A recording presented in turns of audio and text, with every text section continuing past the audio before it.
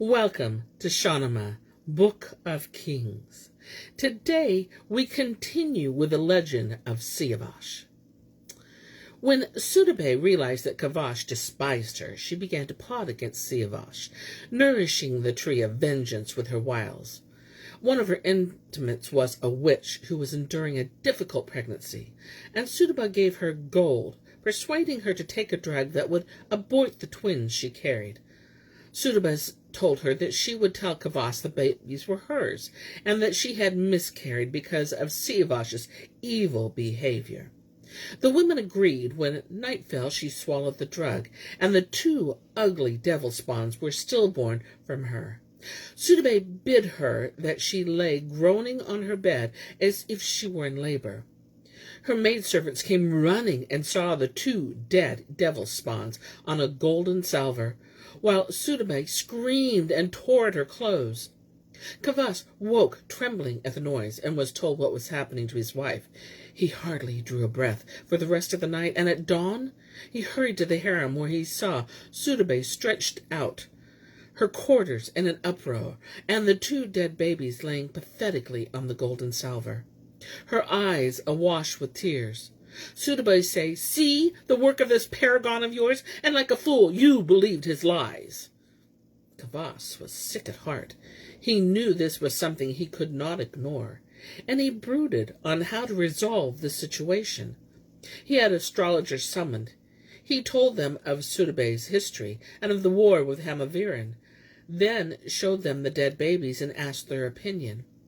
The men set to work with their astrolabes and charts, and after a week declared that poison did not turn to wine by being placed in a goblet, and that these two babies were not Sudabeh's or the king's, but the spawn of an evil race. For a week Kavash kept his own counsel, but then Sudabeh appealed to him, saying, "I was the king's companion and adversary, and my heart so wrung with grief for my murdered babies. I hardly lived from one moment to the next." But Kavash turned on her and said, "Be quiet, woman. Enough of these sickening lies of yours." Then he ordered the palace guards to search high and low throughout the city for the baby's mother. They found her nearby and dragged her before the king. For days he questioned her kindly and made her promises. Then he had her tied up and tortured, but she refused to confess. Finally, he gave orders that she was to be threatened with execution, and that if she still stayed silent, she was to be sawn in two. But her only reply was that she was innocent, and she did not know what to say. When Kavash was told of her response, he went to Sudabeh and informed her of what the astrologers had said. But Sudabeh replied was that only that they were afraid of Seyavash. She added that even if he felt no grief for their dead children, she had no other recourse than him, and was content to leave the resolution of this quarrel to the world to come. She wept more water than the sun draws out from the Nile, and Kavash wept with her. He dismissed her and summoned his priests and explained the situation. They advised that he try one of the two by fire, for the heavens would ensure that the innocent would not be harmed. He had Sudabeh and Seyavash called and said that in his heart he could trust neither of them, and unless fire demonstrated which of the two was guilty. Sudabeh's answer was that she had demonstrated Seyavash's guilt by producing the two miscarried babies, and that he should undergo the trial as he had acted evilly and sought to destroy her. Kavash turned to his young son and asked him his opinion. Seyavash replied that hell itself was less hateful than her words, and that if there were a mountain of fire, he would pass through it to prove his innocence. Torn between his love for Sudabeh and his regard for his son, Kavash decided to go ahead with the trial. He had 100 caravans of camels and 100 of red-haired dromedaries bring wood, and servants piled it into two huge hills, between which was a narrow pathway, such as 4 horsemen might with difficulty pass through, while the populace watched from a distance. Kavash had priests pour thick pitch on the pyre. 200 men dashed out to set the fire, and such black clouds of smoke rose up, you'd say dark night usurped the brilliance of the day. But then quick tongues of flame shot out, and soon the plain glowed brighter than the sky at noon. Heat scorched that burning ground, and everywhere the noise of lamentation filled the air. They wept to see the prince, who came alone, on a black horse before his father's throne. His helmet was of gold, his clothes were white, and camphor strewn according to the rite. That's used in preparation of a shroud. Dismounting from his horse he stood, then bowed. Gently his father spoke, and in his face the prince saw conscious shame and deep disgrace. But Seyavash said, "Do not grieve, my lord. The heavens willed all this, and rest assured the fire will have no strength to injure me. My innocence ensures my victory." When Sudabeh heard the tumult, she came out on the roof of her palace and saw the fire, muttering to herself in rage. She longed for evil to befall the prince. The whole world's eyes were fixed on Kavas. Men cursed him, their hearts filled with indignation. Then Seyavash willed, urging his horse impetuously into the fire. Tongues of flame enveloped him and both his horse, and helmet disappeared. Tears were in all eyes. The whole plain waited, wondering if he would reemerge. And when they glimpsed him, a shout went up. "The young prince has escaped the fire!" He was unscathed, and as he'd ridden through water and emerged bone dry, for when God wills it, he renders fire and water equally harmless. Seeing Seyavash, all the plain and city gave a great cry of gratitude, and the army's cavalry galloped forward, scattering gold coins in his path. Nobles and commoners alike rejoiced, passing on the news to one another that God had justified his innocence. But Sudabeh wept and tore at her hair and scored her cheeks with her nails. Seyavash appeared before his father, and there was no trace of fire or smoke or dust or dirt on him. Kavas dismounted, as did all the army, and the king clasped his son in his arms, asking his pardon for the evil that had been done.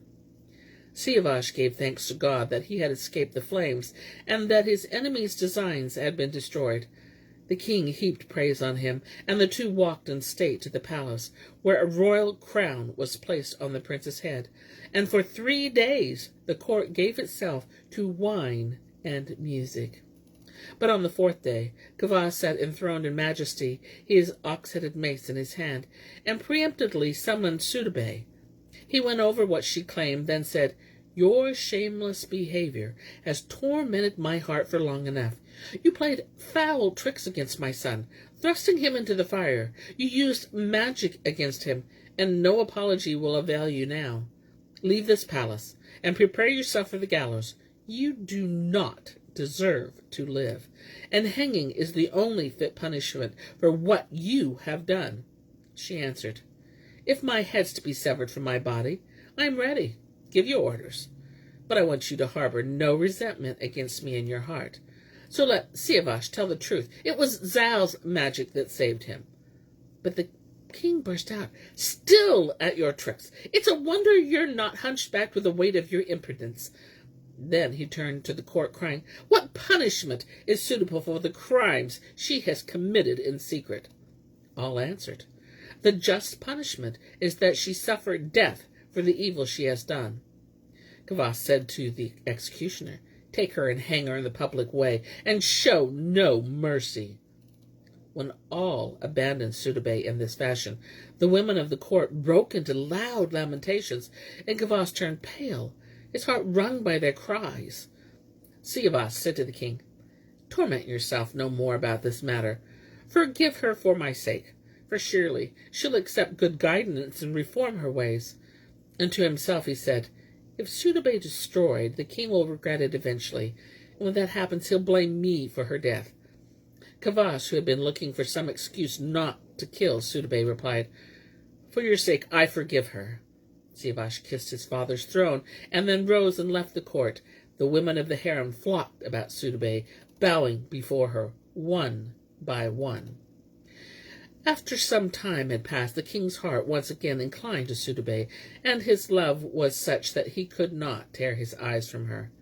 Once again, Her evil nature reasserted itself, and she began to weave her secret spells, plotting against Seyavash.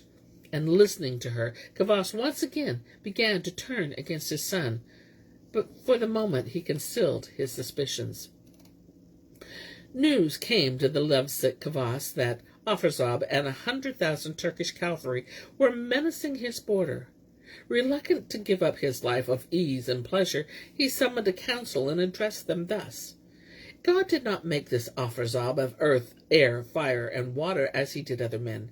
How often has he sworn peace with us, but as soon as he can gather an army together, he forgets all his oaths and promises.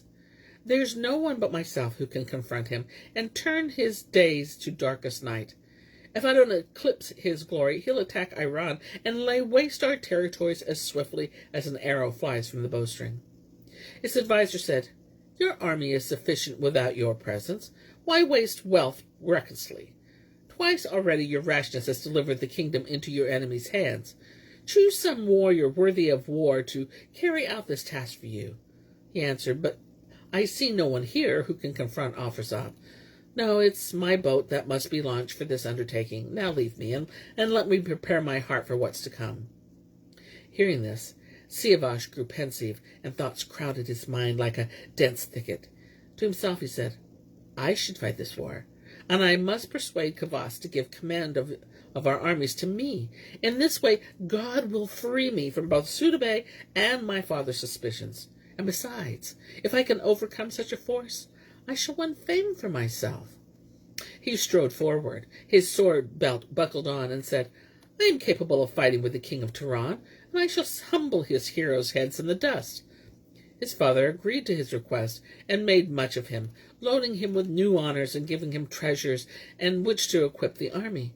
Then Kavas summoned Rostam and said to him, No mammoth has your strength, and you showed your unparalleled wisdom and discretion when you raised Seyavash. Now he's come to me, his sword belt buckled on, talking as if he were a young lion. He wants to lead the expedition against Afrazab. You're to accompany him, and see you never take eyes off of him. If you are watchful, I can sleep easily, but if you relax your vigilance, then I must bestir myself. The world rests safely because of your sword, and the moon in its sphere is yours to command. Rostam said, I am your slave, obedient to you. Whatever you command me, I shall do. My refuge is Prince Seyavash, and where his crown is, heaven too for me is there. Heartened by Rostam's words, Kavas replied, May wisdom be your spirit's constant guide. Preceded by the din of fifes and kettle drums, the proud commander Tuss appeared at court, and the king flung open his treasury doors to equip the assembled warriors. Helmets, maces, sword belts, armor, lances, and shields were distributed, and the king sent the key to the treasury, where uncut cloth and other wealth was stored, to Seyavash, saying that he was to administer it as he saw fit. He chose 12,000 cavalrymen from Pars, Kuch, Balak, Gillan, and the plain of Saruch, and 12,000 infantry. For leaders he chose men like Bahram and Zenga, Shevron's son, and he also selected 5 priests to hold aloft the Kiyavani banner. Seyavash gave orders that they assemble on the plain outside the palace, and so crowded did the area become, it seemed there wasn't room for one more horseshoe. Before the host of the Kiyavani banner floated like a glittering moon. Kavas came out, quickly inspecting the troops, and addressed them. May fortune favor you. May all who fight against you be deprived of sense and sight. As you set out, may health and luck be yours. May you return as happy conquerors. War drums were strapped on the elephants' backs. Seyavash gave the order to mount and advance. His eyes awash with tears, Kavas accompanied them for the first day's journey. Finally, father and son embraced, each weeping like a cloud in springtime, and each felt within his heart that he would not see the other again. Kavas turned back to his court, and Seyavash led his warlike army on toward Zavalestan, where Zal, Rostam's father, awaited them. There a month passed with wine and music. Seyavash spent his time with Rostam, or with Rostam's brother, Zavareh, or seated cheerfully with Zal, or hunting wild game through the reed beds. But after a month, Seyavash and Rostam led the army forward, leaving Zal and his hospitality behind. Men flocked to the banner from India and Kabul, and as they neared Herat, troops poured in from every side. The heavens still smiled on them as they approached Talcon, Mavrud, and so they went forward toward Balkh, injuring no one, not so much as by an unkind word.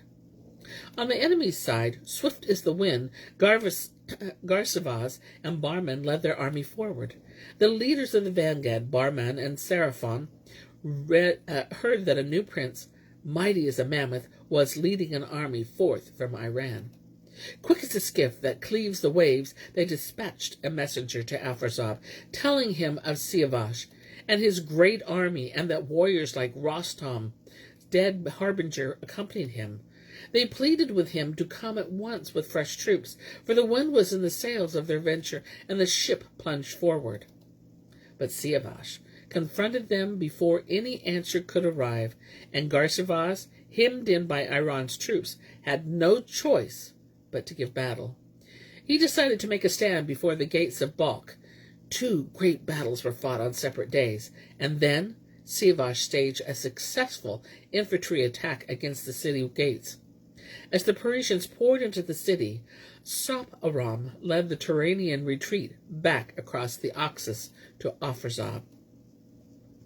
As soon as Seyavash and his army had entered Balkh, he ordered that a fitting letter inscribed on silk with ink compounded of musk spices and rosewater be written to the king. He began by thanking God, from whom all victories proceed, who rules the sun and the revolving moon, who exalts kings, crowns, and thrones, who raises to glory and strikes down in sorrow whomsoever he wishes, and whose ways are beyond all human why or wherefore. Having invoked God's blessings on his father, he continued, "By the grace and far of the world's king, I came to Balkh in high spirits and favored by fortune. We fought for 3 days, and on the 4th victory was ours. Separam has retreated to Termez, and Barman fled like an arrow shot from a bow. My troops occupy the countryside as far as the Oxus, and the world submits to my glory. Now, if the king so orders me, I shall lead our army further and continue the war." When this letter reached the Persian king, he felt that his crown and throne had been elevated to the heavens, and he prayed to God that his young sapling of his should grow and bear ripe fruit. In his happiness, he had an answer written as splendid as spring and as cheerful as paradise. "I pray to God, who rules the sun and moon and maintains the world, that he keep your heart happy and free from sorrow and disaster, and that victory, glory, and the crown accompany you forever. Impatient for battles of your own, armed with fortune, skill, and righteousness, you led off your army, although your lips still smelled of mother's milk. May your body ever keep its skill, and your heart always attain its desires. And now that you have the upper hand, you should hold back somewhat. Make good use of the time you've gained. See that the army doesn't scatter. Fortify your camp. This Turk you're dealing with is sly and base, malevolent, and of an evil race. He's powerful, imagining that soon he'll lift his head above the shining moon. Be in no hurry now for war. Hold back. Let Afrazab advance. Let him attack. When once he's crossed the Oxus, he will see carnage destroyed his dreams of victory." He set his seal to the letter and called for the messenger, ordering him to make all haste to Seyavash. When Seyavash saw his father's missive, he kissed the ground and banished all thoughts of sorrow from his heart. He laughed and touched the letter to his head, took note of its contents, and in his heart felt only loyalty to its commands.